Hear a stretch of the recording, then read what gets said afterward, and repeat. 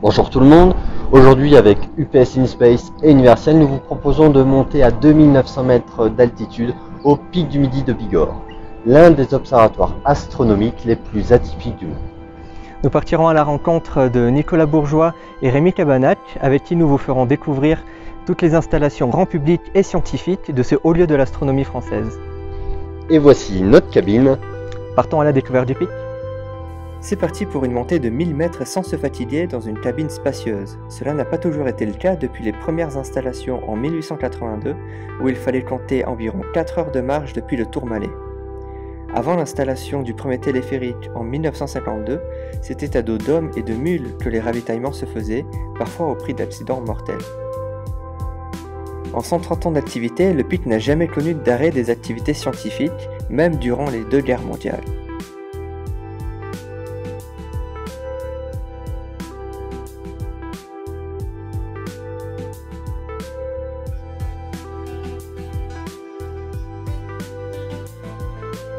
La montée en téléphérique se fait en 2 étapes depuis la Mongie, en passant par le pic du Taoulé. Attention au vertige.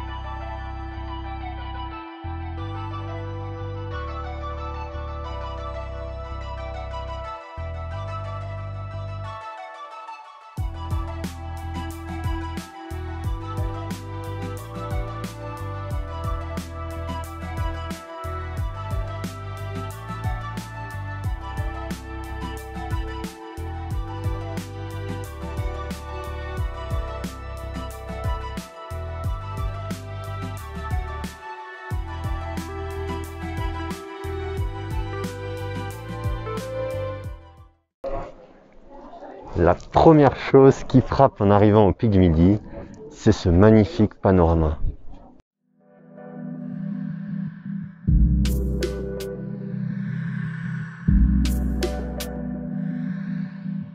Depuis cette position, nous avons une vue sur plus de 300 km de la chaîne des Pyrénées et pouvons apercevoir le phare de Biarritz ainsi que les éoliennes de Narbonne, et la nuit, ce sont les lumières de la ville de Barcelone qui peuvent gêner.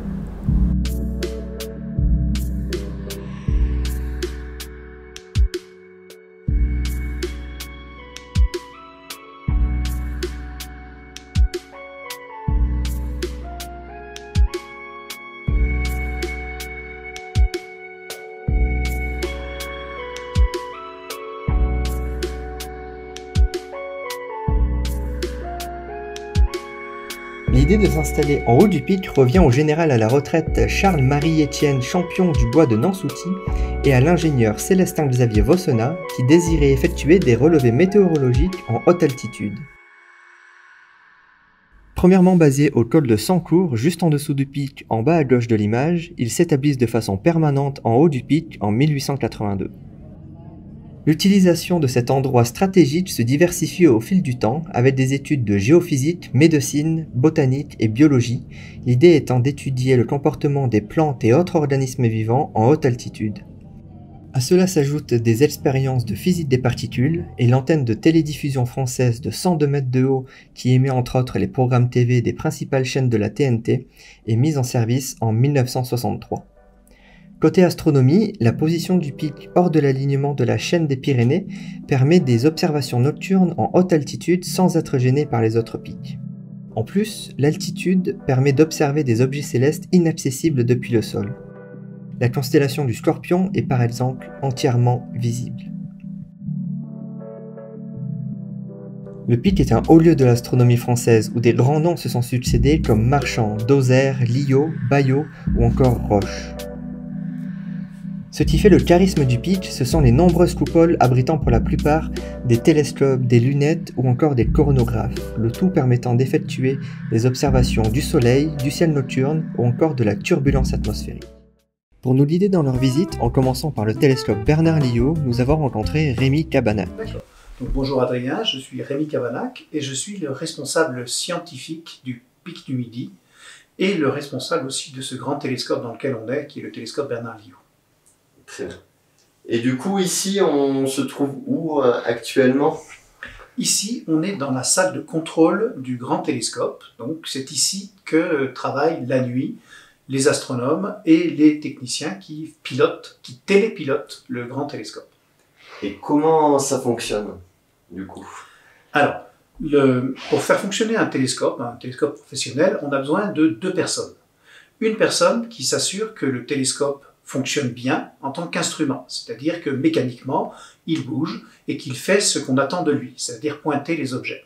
Et puis, on a besoin d'une deuxième personne qui, elle, va s'occuper de la science que l'on va faire avec ce télescope. C'est-à-dire que le télescope lui-même est piloté par un technicien et l'instrument que l'on accroche derrière le télescope, au foyer du télescope, le cerveau du télescope en quelque sorte, lui est piloté par un scientifique. Et du coup, il fonctionne à peu près combien de nuits par an? Alors le télescope Bernard-Lyot, c'est un télescope professionnel, donc il ouvre dès qu'il fait beau, et en théorie, on peut observer environ 320 nuits par an, c'est-à-dire quasiment toutes les nuits claires peuvent être couvertes par le télescope. Quelle science vous faites avec toute cette instrumentation? Alors, le télescope Bernard-Lyot, quand il a été construit à la fin des années 70, c'est maintenant un homme assez âgé, il doit avoir une quarantaine d'années, a été construit de façon à pouvoir observer un peu tous les types d'objets, à la fois des planètes, des étoiles dans notre galaxie, et des galaxies très lointaines, donc l'univers lointain, l'univers profond. Et puis, à la fin des années 1990, le télescope a été spécialisé au moment où les très grands télescopes mondiaux sont arrivés au Chili et à Hawaï. Donc à ce moment-là, le télescope Bernard-Lyot, qui fait 2 mètres de diamètre, donc c'est un grand télescope à l'échelle européenne, mais c'est un petit télescope à l'échelle mondiale, a été spécialisé dans un domaine très particulier, scientifique, qui est l'étude de l'évolution des étoiles et en particulier des champs magnétiques à la surface des étoiles. Avec tout ça, est-ce qu'il y a eu quelques découvertes ou on va dire meilleure compréhension de certains systèmes? Alors, l'astronomie, c'est une science de l'observation. Tout ce que l'on connaît, tout ce que l'on peut interpréter et modéliser vient de nos observations, donc des télescopes. Et donc, le télescope Bernard-Lyot, au moment où on a commencé à observer les champs magnétiques à la surface des étoiles, était le premier télescope à pouvoir faire ce type d'observation. Donc, il a vraiment ouvert une fenêtre de l'observation. Et quand on commence à observer pour la première fois un phénomène physique ou un objet, on a toujours des surprises. Et bien sûr qu'on a fait des découvertes absolument extraordinaires sur les étoiles qui nous entourent. Pour faire ce genre d'observation, quel type d'instrument est-ce qu'il nous faut? Pour observer les champs magnétiques à la surface des étoiles, on a besoin d'un instrument très complexe et très sophistiqué qui combine à la fois la mesure du spectre de l'objet, donc son arc-en-ciel, donc les couleurs des étoiles, et la propriété qu'on appelle la polarisation de la lumière, qui est cette vibration dans l'espace et dans une direction particulière de la lumière. Et c'est la combinaison de la mesure de cette polarisation et de la mesure de la couleur des étoiles, du spectre, qui permet d'extraire les champs magnétiques à la surface des étoiles. Donc le type d'instrument qu'on utilise ici, cet instrument qui s'appelle Narval et Néo-Narval, ce sont des instruments qui sont spécialisés et qui combinent ces 2 techniques, à la fois la mesure de la polarisation et la mesure des spectres des objets. Quelles sont les étapes de mise en place d'une soirée d'observation, d'une nuit d'observation au sein du TBL? Alors, pour observer avec un télescope professionnel, le début d'une campagne d'observation commence très longtemps avant, à peu près 6 mois avant. On fait ce qu'on appelle un appel d'offres, qui est un concours auprès des astronomes qui peuvent observer avec le TBL, les astronomes français. Et donc, ils répondent à cet appel d'offres et ils font des demandes de temps. Ces demandes de temps sont jugées par des professionnels parce qu'il y a toujours plus de demandes que de temps disponible et on est obligé de trier et de choisir les meilleures demandes. Donc, tout ça se fait 6 mois avant. Une fois que cette sélection a été faite, on commence à organiser le semestre lui-même un petit peu à l'avance, environ 1 mois avant de commencer à observer. On demande aux astronomes de construire leur programme d'observation. Dans les années 50, 60, au début du XXe siècle et jusqu'à la fin du XXe siècle, les astronomes venaient observer, ils s'installaient au télescope et ils observaient leur science et on leur donnait quelques nuits d'observation, quelques semaines d'observation parfois, et ils observaient eux-mêmes. C'est plus du tout comme ça que ça se passe aujourd'hui.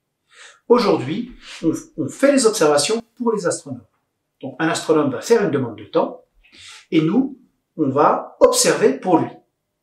Pour que ça marche bien, il faut que l'astronome nous explique exactement ce qu'il veut observer, de quelle manière, dans quelles conditions. Et tout ça, c'est stocké sur nos ordinateurs à travers des programmes spécialisés. Et grâce à ces programmes spécialisés, on peut construire des nuits d'observation et observer exactement de la façon dont l'astronome a besoin pour pouvoir faire la science avec ces données. Donc, comment fait-on pour observer?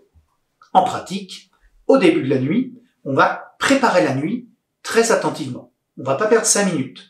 On va construire la nuit, bloc d'observation après bloc d'observation, étoile après étoile, de façon à remplir toute la nuit en fonction des conditions. Et au début de la nuit, on s'installe et on suit le programme d'observation à la lettre en fonction du temps disponible et de ce qu'on a préparé. Et donc, on observe les étoiles. Le technicien pointe la première étoile sur ordre du scientifique, de l'observateur. Il pointe sur le télescope. Et une fois que le télescope est en place sur l'étoile, à ce moment-là, il donne la main au scientifique qui dit « Voilà, nous sommes prêts, vous pouvez commencer à observer ». Et le scientifique démarre la mesure scientifique elle-même avec l'instrument derrière le télescope. Et ce cycle, étoile après étoile, est fait au cours de la nuit, en changeant d'une étoile sur l'autre, dépendant des besoins de la science que vont faire les astronomes à ce moment-là.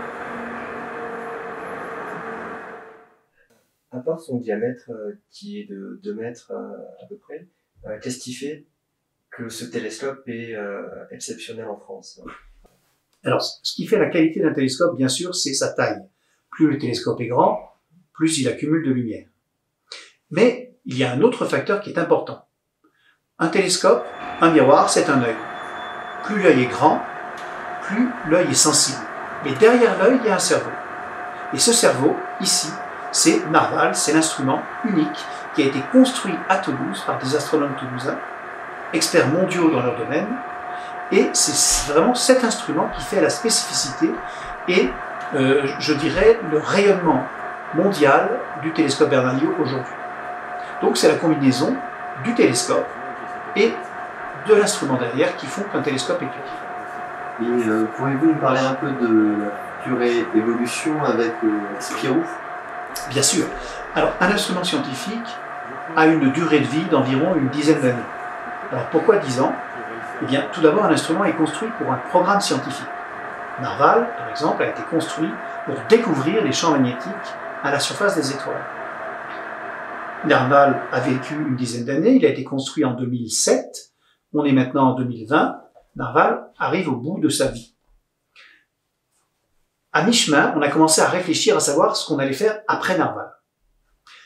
On a vraiment bien compris les champs magnétiques grâce à Narval, et on a décidé d'agrandir le champ de recherche du TBL, du télescope Bernard-Lyot, en s'intéressant au monde nouveau, à l'extérieur du système solaire, donc à toutes ces planètes qui gravitent autour de leurs étoiles et que l'on a détectées à la fin des années 90.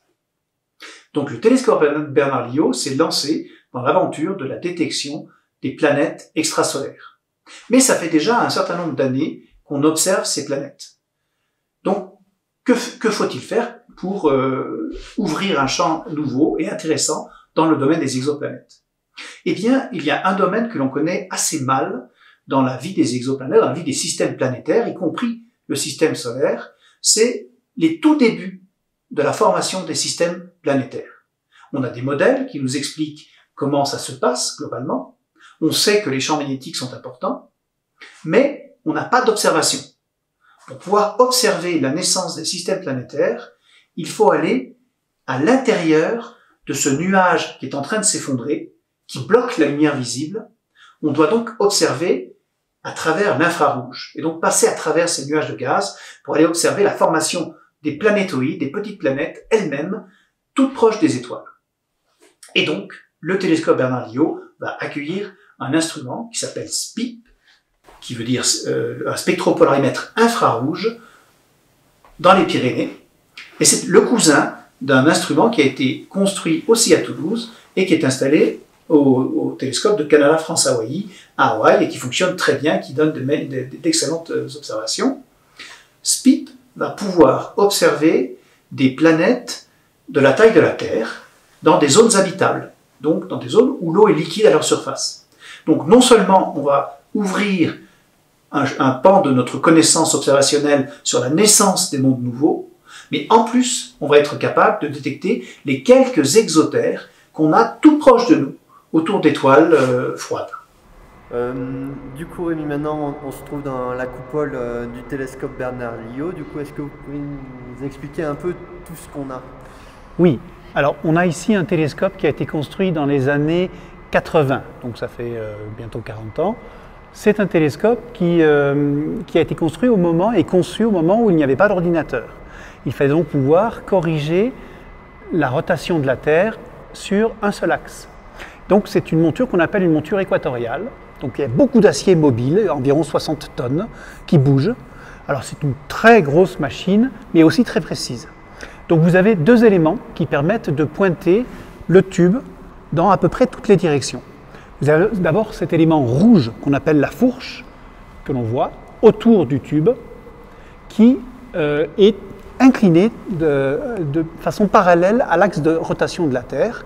Donc le grand fer à cheval que vous avez au-dessus, c'est exactement le plan de l'équateur. Et ce grand fer à cheval peut tourner sur lui-même de façon à entraîner le tube dans la direction est-ouest.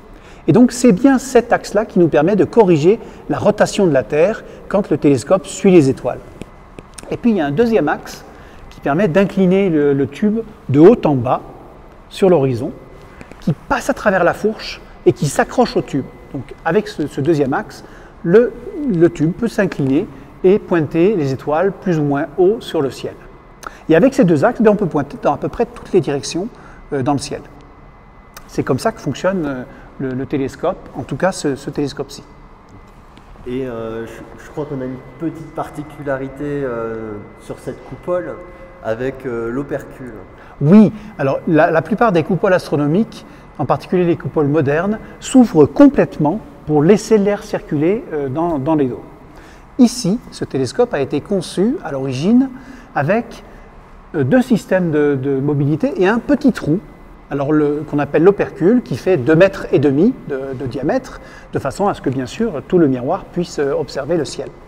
Donc cet opercule doit pouvoir pointer dans toutes les directions du ciel. Donc il y a encore deux axes de rotation ici. Un premier axe, cette coupole, roule sur le cylindre extérieur, donc le mur extérieur du miroir. Donc il y a un système de moteur qui entraîne toute cette grande structure selon l'horizon. Et puis vous avez une grande roue qu'on appelle la calotte, qui est cette espèce de grande roue circulaire qui permet de monter et de descendre l'opercule du haut vers le bas. Et puis l'opercule lui-même, il s'ouvre, des volets s'ouvrent vers l'extérieur au début de la nuit, au moment où après que le soleil soit couché, pour pouvoir donner accès au télescope, aux étoiles du ciel.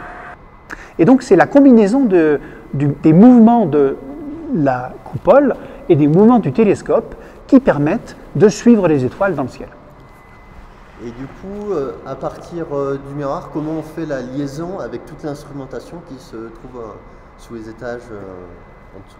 Alors, le télescope lui-même va accumuler la lumière, donc on commence par pointer la coupole en direction de l'étoile qui nous intéresse, on va pointer le télescope dans le trou, et la lumière de l'étoile va rebondir sur le miroir primaire, vers le miroir secondaire, que l'on ne voit pas ici, mais que je vous pourrai montrer plus tard. Et donc, cette lumière est renvoyée à travers le miroir primaire, donc c'est ici le grand miroir ici, qui a un trou au centre. Et à partir de là, le télescope, il a fait son travail, il a récupéré la lumière. Et puis à partir de là, on va analyser cette lumière. Donc l'instrument qu'on a ici, qui s'appelle Narval, a deux composantes. Une partie que l'on voit ici, qui est accrochée directement au télescope, et qui est la partie polarimétrique, donc ça analyse la polarisation de la lumière, donc cette vibration spatiale de la lumière. Et puis, une fois que cette lumière est analysée, elle passe dans un système de fibre optique, ici, c'est le fil bleu, Et cette fibre optique descend à travers les planchers successifs jusqu'au premier étage du télescope, où il y a une deuxième partie de l'instrument, qui est un grand spectrographe qui va prendre cette lumière analysée en polarisation et la disperser en couleurs, donc pour obtenir un spectre. Alors du coup, pour que le télescope fonctionne, en fonction de l'époque de l'année et de la température extérieure, il faut le mettre dans certaines conditions. Comment ça se passe? Alors, ici, on est dans le dôme, il fait froid. Il fait froid parce qu'on s'est aperçu dans les années 80 que la plus grande partie de la turbulence et de la dégradation des images venait de l'intérieur du bâtiment lui-même, du télescope. Et donc, on a commencé à contrôler la température et l'humidité dans les coupoles en permanence. Et on ne rentre jamais dans une coupole pendant la nuit. La coupole est gardée parfaitement stable. On est en train de dégrader la qualité du dôme en ce moment, quand on parle entre nous, par l'humidité qu'on rejette et par la température qu'on produit. Donc on l'élimine. Comment on l'élimine? On l'élimine avec des systèmes d'air conditionné qu'on entend tourner et un système de serpentin qui fait circuler du glycol à une température négative. Et on s'arrange pour que la température dans le dôme soit à peu près la même que la température à l'extérieur au moment où on va commencer à observer. Donc, on fait très très attention à contrôler cette température. Du coup, maintenant, on se trouve donc au niveau 0 de la tour du télescope Bernard-Liot. Et donc, qu'est-ce qui s'y passe? Alors, vous avez vu, le télescope, c'est une grosse machine. On a fait tourner avec 3 grosses composantes. La première qui est derrière nous, qu'on entend tourner, c'est la centrale froid, celle qui permet de refroidir le dôme. La deuxième, c'est une centrale hydraulique qui permet de faire monter l'huile sous pression pour pouvoir bouger le télescope, en tout cas une partie du télescope. Et la troisième, c'est celle qu'on voit en face de nous, c'est la cloche à aluminure. Les miroirs optiques, donc les miroirs de télescope, sont des miroirs de première surface, c'est-à-dire qu'on pose la surface réfléchissante directement sur le verre, contrairement à votre salle de bain où la surface réfléchissante est derrière le verre, donc elle est protégée. Et donc ces miroirs optiques se dégradent avec le temps et tous les 2 ou 3 ans, il faut les nettoyer et remplacer cette couche réfléchissante. C'est ce qu'on appelle l'aluminure. Et elle se fait ici au niveau 0 du télescope. On voit la composante principale qui est la cloche à aluminure elle-même, parce que cette aluminure se dépose sous vide. Mais le travail lui-même dure environ 1 semaine et on se donne 2 semaines au cas où il y a un souci. Donc pendant cette semaine, on doit décrocher le miroir du télescope, donc le varier, prendre ce miroir, le faire descendre par filin jusqu'au niveau 0, jusqu'ici, et puis le nettoyer avec des substances de l'eau, de l'acide, de la soude, et puis ensuite le réaluminiser dans cette cloche sous vide, et puis le faire remonter, le réaccrocher, réorienter le télescope, et on peut recommencer à observer. Comme nous le verrons par la suite, plusieurs instruments sont aujourd'hui exploités par des astronomes amateurs. L'astronomie amateur est très présente au sein de cet observatoire et le télescope de 60 cm illustre parfaitement cela. Le T60. Nous trouvons dans la salle de contrôle du T60. Donc, quelle est la particularité de ce télescope et le lien particulier aussi qu'ont les amateurs sur le site du Pic du Midi?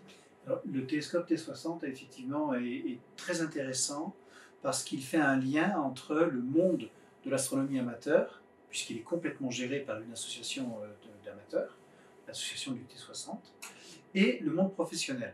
Parce que 60 cm, ça reste un diamètre très intéressant, et en particulier pour la configuration optique de ce télescope, qui est un télescope de Newton, donc avec une courte focale, donc un grand champ. Et nous, ça nous permet de faire des images du ciel profond en imagerie, donc en bande rouge, vert, bleu, pour faire simple, et de faire des images donc, des galaxies et du gaz diffus qu'il y a dans ces galaxies. Donc ça reste très intéressant pour les astronomes professionnels. Et un certain nombre de programmes entre les professionnels et les amateurs couvrent le domaine des étoiles variables, donc on appelle les étoiles pulsantes, nous les professionnels. Donc ces étoiles dont l'atmosphère varie, évolue, gonfle, se contracte et qui a un très grand nombre de différents types d'étoiles et qui encore aujourd'hui ne sont pas toutes comprises. Tous les effets physiques à la source de ces pulsations ne sont pas comprises. Donc on a besoin de l'observer, et pour cela, un télescope de 60 cm est largement suffisant. Donc les amateurs et les professionnels travaillent main dans la main pour accumuler le plus d'observations. Et il y a aussi un autre domaine pour lequel le T60 est très important pour nous, c'est la formation des jeunes astronomes professionnels. On utilise le T60 à l'Observatoire Midi-Pyrénées, à l'Université de Toulouse, pour former les jeunes astronomes qui montent pendant leur master, et certains pendant leur thèse, pour observer et apprendre comment utiliser un télescope. Il a été offert au Pic du Midi en 1946 par Giuseppe Di Gentili, qui était astronome amateur, pour remercier l'observatoire d'avoir pu y trouver refuge durant la Seconde Guerre mondiale étant de confession juive. Il est placé au départ dans la coupole Gentili jusqu'à l'arrivée du télescope de 1 mètre, après quoi il est placé dans la coupole au niveau de la terrasse. Il est démonté en 1995 lors des contraintes budgétaires, et c'est grâce à la sauvegarde du site en 2000 qu'il est réinstallé et exploité sous la coupole où il se trouve aujourd'hui.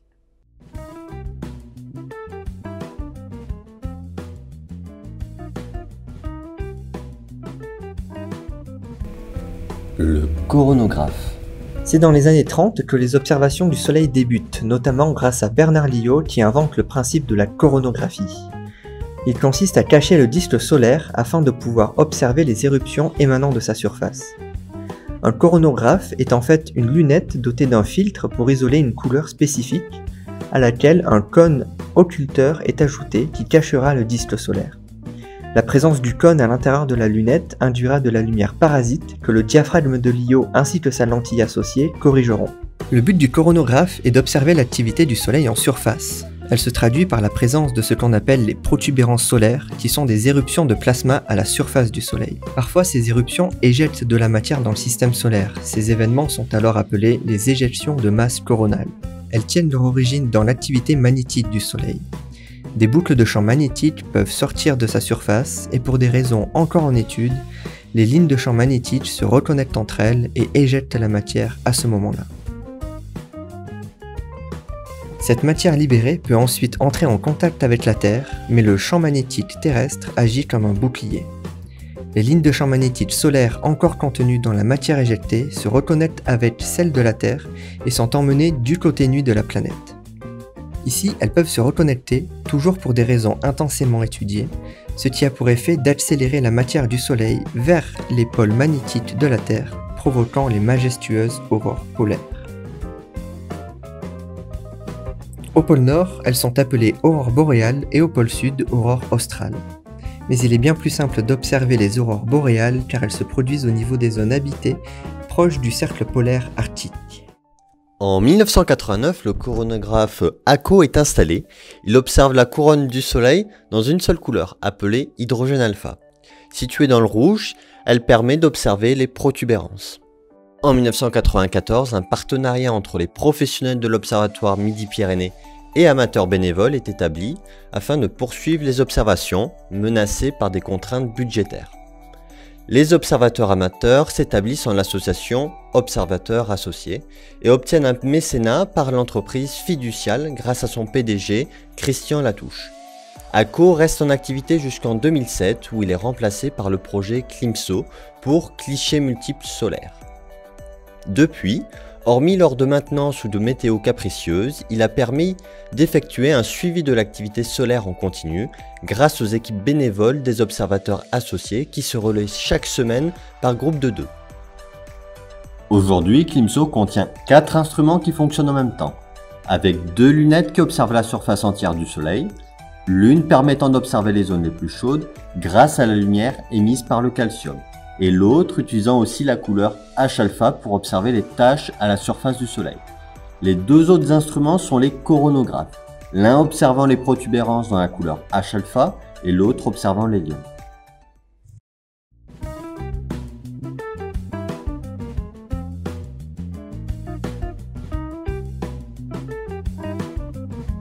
Maintenant, nous nous trouvons dans la coupole de la lunette Jean Roche. Qu'est-ce cet instrument ?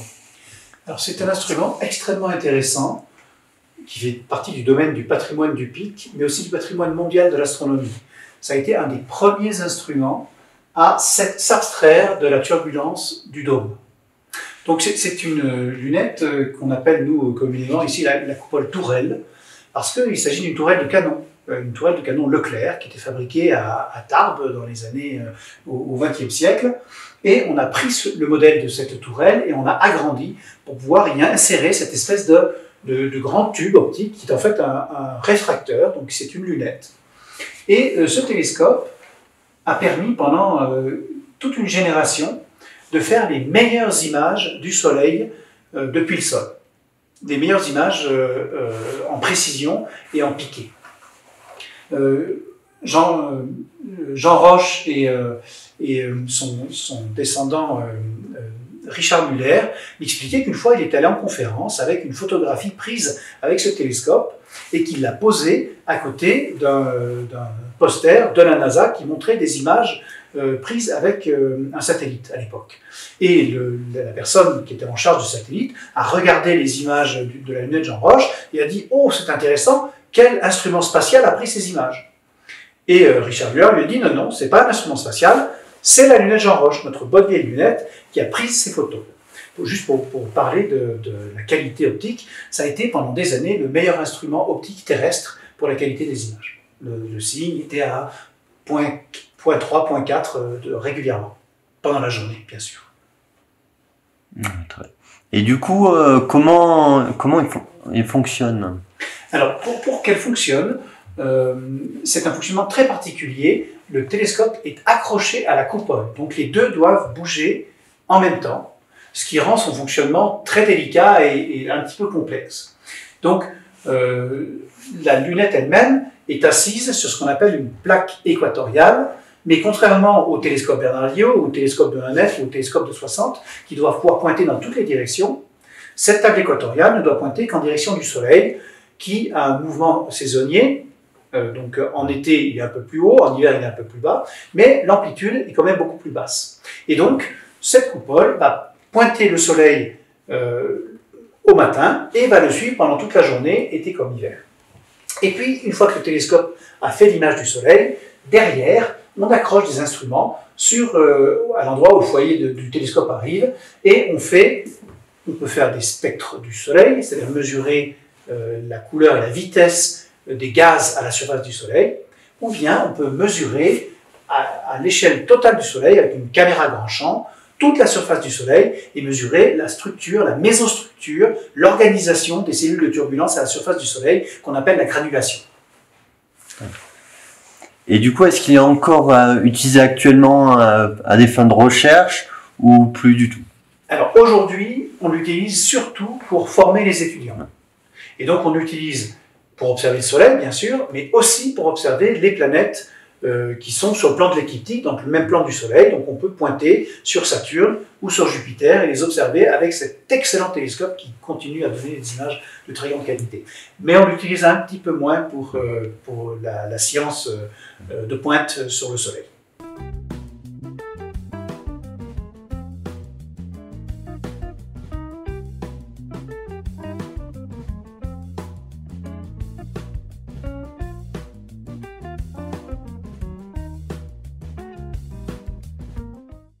Du coup, nous nous trouvons dans la coupole du télescope de 1 mètre. Donc, quelle est l'histoire de cet instrument et quelles études fait-on avec? Alors, le télescope de 1 mètre est un instrument lié à la conquête spatiale. Dans les années 60, quand la NASA a commencé à s'intéresser à la conquête de la Lune, donc le projet Mercury d'abord, et puis Apollo ensuite, elle s'est aperçue qu'elle n'avait pas d'image suffisamment précise de la Lune. Donc, elle a cherché des sites de bonne qualité. Et le Pic du Midi était un des meilleurs sites mondiaux à l'époque. Donc la NASA a payé un télescope, le télescope qu'on voit au-dessus de nous, le télescope de 1 mètre, pour qu'on fasse des images de la Lune pour le site d'alunissage d'Apollo 10. Alors aujourd'hui, le télescope est encore en activité, il fournit encore des images de très grande qualité et il est spécialisé plutôt dans l'étude des petits objets de notre système solaire. Alors ce sont des comètes, des astéroïdes, des satellites autour des planètes, mais les planètes aussi de notre système solaire. Donc ce télescope est encore un programme très actif. Il fait également des transits d'exoplanètes devant leur étoile. Donc il mesure les petites éclipses partielles que font les planètes en passant dans leurs étoiles. Il fait aussi des courbes de rotation d'astéroïdes, par exemple. Donc il est encore très très utile à la recherche actuelle.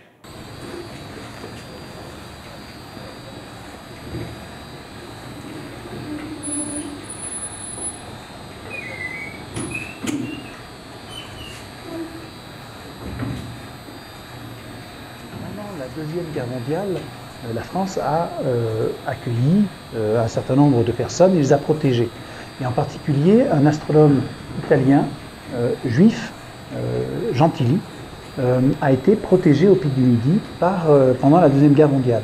Et en remerciement de cette protection, de cet accueil qu'on lui a offert, il a donné sa coupole au Pic du Midi. Donc cette coupole dans laquelle un maître est installé, est hébergée, et la coupole Gentili, en l'honneur de cet astronome.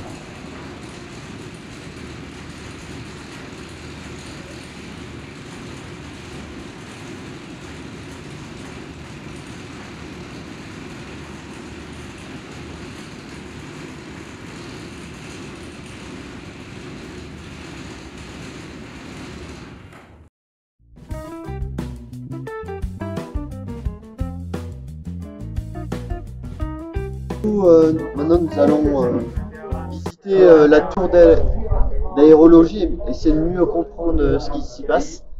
Donc, que se passe-t-il et quelles expériences ont lieu là-haut? Alors, deux mots de contexte. Le Pic du Midi, bien sûr, c'est un site très ancien. Hein. On fait de la science depuis plus de 140 ans au sommet. Et on a commencé comme site de météorologie au départ. Et puis, on a fait de la physique des particules, de l'astronomie, bien sûr. On en fait encore beaucoup aujourd'hui. Ça reste la science reine. Mais depuis la fin des années 90, début des années 2000, la météorologie et surtout l'étude de l'atmosphère, qu'on appelle l'aérologie, est revenue en force. Et plus largement, l'étude de notre environnement global, terrestre, depuis le Pic du Midi. Et donc vous avez derrière vous la plateforme environnementale de l'OMP qui a été érigée dans les années 2009-2010 et qui continue à accueillir de nouveaux instruments et qui monte en force depuis quelques années et qui va donc demander un agrandissement d'ici quelques années encore. Donc ici, qu'y fait-on? Eh bien, on étudie à la fois l'évolution du climat au sens large, donc ce réchauffement dont tout le monde parle et que l'on mesure au Pic du Midi. On y étudie aussi la chimie de l'atmosphère, c'est-à-dire en grande partie la pollution de sources humaines, l'ozone par exemple. On peut y étudier aussi les mouvements atmosphériques globaux, comment se font les échanges thermiques, dynamiques au sein de l'atmosphère, comment ça évolue. Et puis bien sûr l'électricité, les orages, l'étude des éclairs et en particulier d'éclairs très spécifiques qu'on appelle les sprites en anglais, les sylphes en français, qui sont des éclairs au-dessus des orages. Voilà, tout ça, on fait tout ça au Pic du Midi. On aperçoit sur la plateforme une coupole. Quelle instrumentation s'y trouve? Alors effectivement, on voit une petite, alors parmi tous les instruments d'aérologie, on voit aussi une petite coupole. Et cette petite coupole, c'est une coupole astronomique qui mesure la stabilité de l'air. On appelle ça un DIM. C'est un acronyme en anglais. C'est un petit télescope robotique qui mesure la qualité du seeing, donc la qualité de la stabilité des images. Et on s'en sert pour pouvoir programmer les observations sur tous les télescopes de la montagne et en particulier sur le télescope Bernard-Lyot, le 2 mètres, qui lui doit savoir à l'avance quelles seront les conditions atmosphériques et quelles sont les conditions atmosphériques au moment où il observe. Comment sont récoltées les données et où les trouve-t-on? Les données du DIM. Alors, les données du petit télescope robotique, pour l'instant, sont stockées dans des bases de données internes à l'Observatoire Midi-Pyrénées, mais très vite, on va les rendre publiques parce qu'il s'agit d'une information intéressante pour tout le monde. Savoir quelle est la qualité du ciel au Pic du Midi, c'est important.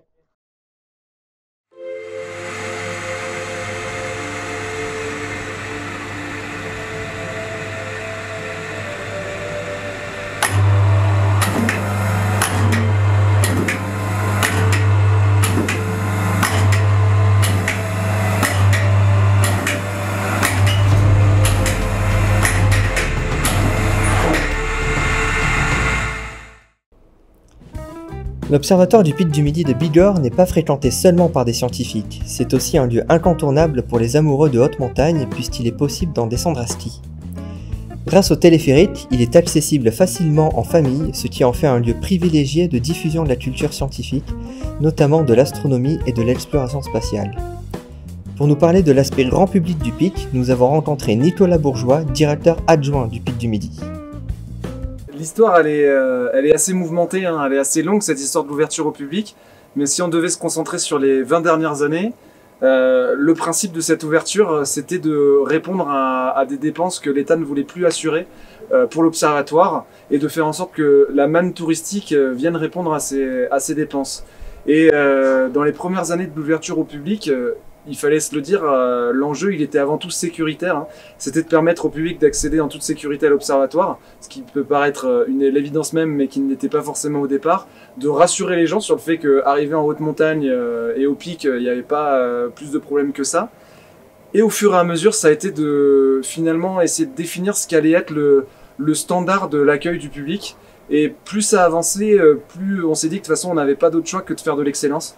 C'est-à-dire de proposer le meilleur niveau d'expérience au public et aujourd'hui de médiation, on va dire culturelle et scientifique pour découvrir à la fois l'histoire du Pic, mais aussi son quotidien.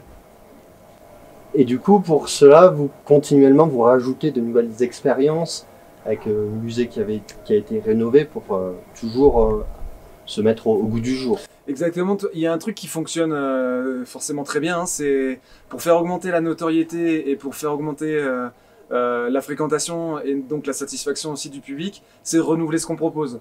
Là, après 20 ans, on a quand même une très bonne expérience de ce pourquoi vient le public, de ce qu'il est en mesure d'attendre et de ce que nous, on est à même maintenant de proposer.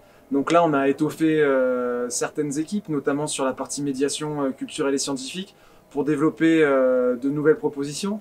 Notamment depuis 2018, on a sans doute un des plus beaux centres d'interprétation qui soit, comme ça, perché sur une haute montagne. Je pense qu'il n'y a aucun observatoire professionnel aujourd'hui qui peut se vanter ou se targuer d'avoir une installation pareille. Et en plus, moi, ce que j'aime beaucoup, c'est que je suis aussi issu du milieu de la recherche, et c'est que tout ce travail-là, il a été mené en interface directe avec l'observatoire. C'est à la fois un projet lié à la partie valorisation du Pic, et aussi réalisé avec la collaboration de l'observatoire. Donc c'est vraiment la synthèse de toutes les forces du Pic qui sont là. Depuis l'année dernière, on a aussi la coupole de l'observatoire, parce que toute personne qui vient sur le Pic voit toutes ces coupoles. Évidemment, il avait envie d'aller mettre le nez dessous. Nous, on est toujours un peu dérangés de lui dire non, vous n'irez pas parce que ce sont de vraies coupoles qui continuent de fonctionner pour les scientifiques. Donc on leur a développé ce système qui est unique au monde, hein, un vrai son et lumière, un vrai spectacle qui fait à la fois découvrir l'observation, d'un point de vue métaphysique, d'un point de vue poétique, historique, et qui finit par la simulation d'une vraie observation. Donc là, le public vit vraiment la synthèse de ce qui est pour moi l'étincelle du Pic. C'est le fait de réaliser des choses grandioses dans un rapport téméraire entre quelques hommes et une montagne d'exception, si on peut le dire comme ça. Dès l'instant où le regard de l'homme s'est posé sur les étoiles, il s'est mis à bâtir un édifice dont la construction ne cessera jamais. Une vision organisée de l'univers. C'est l'essence même de l'observation.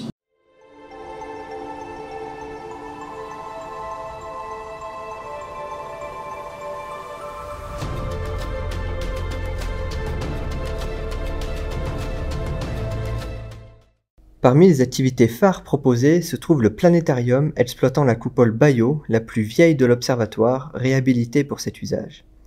Celle-ci a été construite à l'observatoire de Jolimont, à Toulouse, et son transport au sommet du Pic à dos de mule par le régiment d'artillerie de Tarbes a duré près de 2 ans entre 1907 et 1908.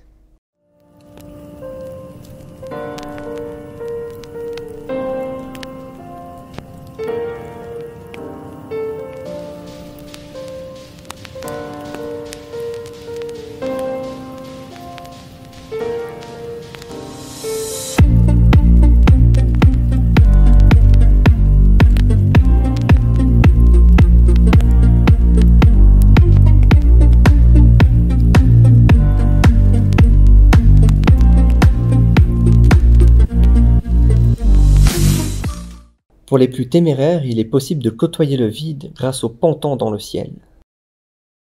La terrasse du pic offre un moment de détente grâce au transat et les animateurs du pic vous y font découvrir le relief environnant ainsi que sa faune. En plus de permettre d'observer les étoiles dans d'excellentes conditions, il est aussi possible d'apercevoir plusieurs espèces emblématiques des Pyrénées comme des marmottes, des isards, des vautours et plus insolites et spécifiques au pic du Midi, des alpagas.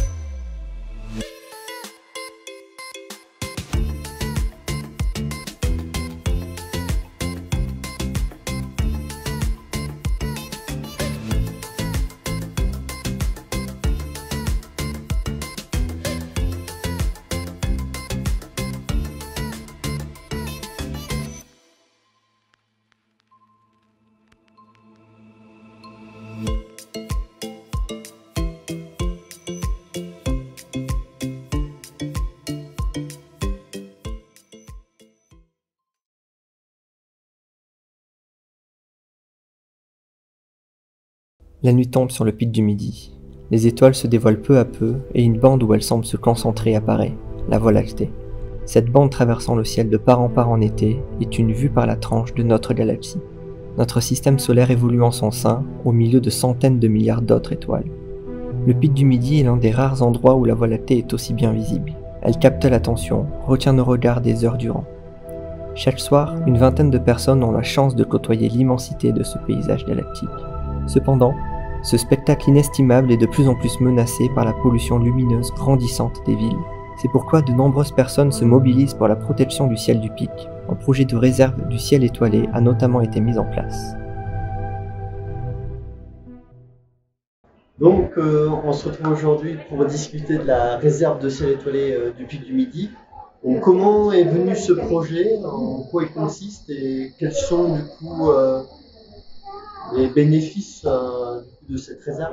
Alors, la réserve de ciel étoilé du pic du Midi, c'est un projet qui a été initié en 2009 par l'association Pyrène, qui était composée d'observateurs et d'astronomes du pic du Midi, mais aussi d'amateurs d'astronomie et de ciel nocturne de la France entière, et qui ont voulu profiter de l'année mondiale de l'astronomie à l'époque et de l'initiative québécoise du Mont Mégantic pour lancer à leur tour un projet de réserve de ciel étoilé au pic.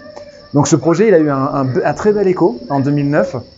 Le problème, c'est qu'il a fallu lui donner une vraie dimension opérationnelle, le réaliser et l'ancrer sur les territoires. Et c'est là où moi j'interviens dans le cadre de mes études et notamment à l'issue de mes études dans mon doctorat, où j'ai monté le projet de la réserve de ciel étoilé sous sa dimension vraiment opérationnelle. Donc là, on a sur 2 ans travaillé à réunir toutes les structures et les parties prenantes de la réserve, que ce soit le syndicat d'énergie, le parc national des Pyrénées, forcément le pic du Midi, et tous les territoires environnant la réserve. Donc au final, ce qui s'est passé, c'est 251 communes qui se sont engagées dans un programme de réduction de la pollution lumineuse via l'amélioration de leur éclairage et tout un programme de valorisation de l'accès au ciel étoilé, comme on a au-dessus de notre tête ici au pic, et faire de cet accès aux étoiles une ressource pour tout un territoire. Donc les bénéfices et les retombées, c'est qu'on a mis en place tout un nouveau protocole d'amélioration de l'éclairage avec de nouveaux types d'éclairage qui réduisent de près de 90% toute la lumière émise vers le ciel. Donc c'était vraiment une révolution à l'époque. Et en 2013, fort de ces résultats-là, on a reçu le label de la réserve de ciel étoilé décerné par l'International Dark Sky Association. Donc ça, ce label, il vient vraiment sanctionner une dynamique où des milliers de points lumineux d'éclairage étaient changés tous les ans. Une amélioration vraiment conséquente du ciel et avec aujourd'hui un des meilleurs ciels d'Europe. Donc la suite de la réserve aujourd'hui, qu'est-ce qu'elle est? Eh bien, c'est surtout de faire en sorte qu'elle obtienne un statut officiel, parce que là, c'est un label associatif qui n'a pas d'existence légale au niveau français. Et ensuite, une fois qu'on a réussi ça, je dirais, mais c'est même pas qu'une fois, c'est en parallèle, c'est de faire de la réserve de ciel étoilé une destination touristique. Pour que, oui, il y a toutes les mesures environnementales, les mesures d'amélioration de l'éclairage, etc., mais qu'on ait aussi une logique de développement local, grâce justement à cette valorisation de l'accès aux étoiles. Donc la réserve aujourd'hui, c'est ça. Est-ce qu'il y a une nouvelle perspective d'amélioration encore de peu cette réserve sur les années à venir? Alors l'amélioration aujourd'hui de la réserve, elle va vraiment jouer sur ces deux plans que je viens de dire. Hein. C'est vraiment l'institutionnalisation de la réserve. Parce qu'aujourd'hui, on voit il y a des réserves de plus en plus dans le monde, et notamment on va atteindre la 3e en France. On a atteint la 3e en France d'ailleurs. Et là, ces réserves, c'est très bien, on est très content d'aller couper le petit drapeau pour inaugurer la réserve. Sauf que derrière, ces réserves, elles tiennent sur la volonté et l'investissement d'acteurs particuliers. Moi, d'autres, le syndicat d'énergie, le Pic du Midi, etc. Le problème, c'est que si nous, on s'en va et qu'on bouge plus le truc, tout s'effondre. Donc, il faut absolument qu'on objective la réserve, il faut qu'on réglemente et il faut qu'on lui crée un vrai statut avec son fonctionnement, une reconnaissance par l'État, etc. Et que elle ne dépende plus des acteurs en place. Voilà. Bon courage pour réussir à mettre tout cela en place. Merci, ouais. Il faut de l'énergie surtout et profiter aussi des forces de ce territoire-là. C'est-à-dire la qualité extraordinaire de ces paysages nocturnes et aussi le brin de modernité à exploiter dans ces territoires qu'on pourrait dire ruraux à défaut parce que justement c'est de ces territoires-là que l'initiative et l'innovation sont venues. La situation exceptionnelle de cet observatoire inspire de nombreux photographes et artistes afin de capturer son image et faire ressentir aux spectateurs la magie du ciel et des éléments. Aller au pic, c'est embarquer sur le vaisseau des étoiles, comme certains l'appellent. La voûte céleste semble plus proche. Comme Hubert Reeves et Carl Sagan diraient, nous sommes des poussières d'étoiles. Monter au pic du Midi et profiter de son spectacle nocturne, c'est se rapprocher de notre véritable origine.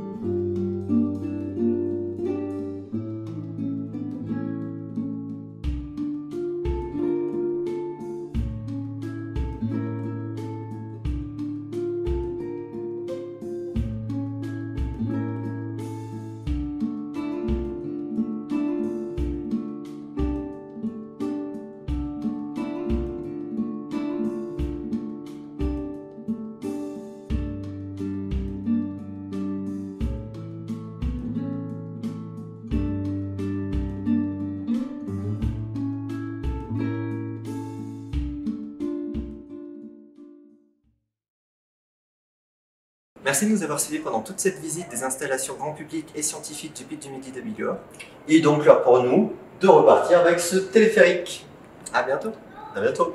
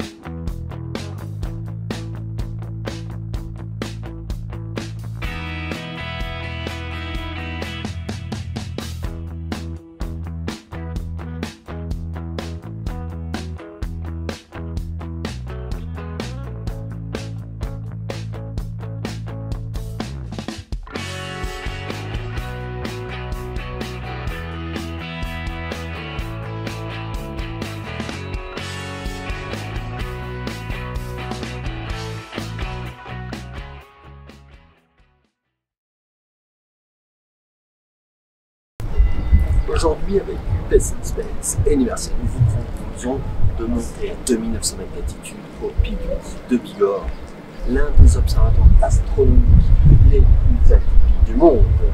Très bien Jean-Pierre. Mes amis, c'est quoi le pic du Midi? Ok, chaud. Allez. Bonjour tout le monde. Aujourd'hui, avec UPS InSpace et Universel, partons à la découverte du pic. Voilà. Ça c'est du travail.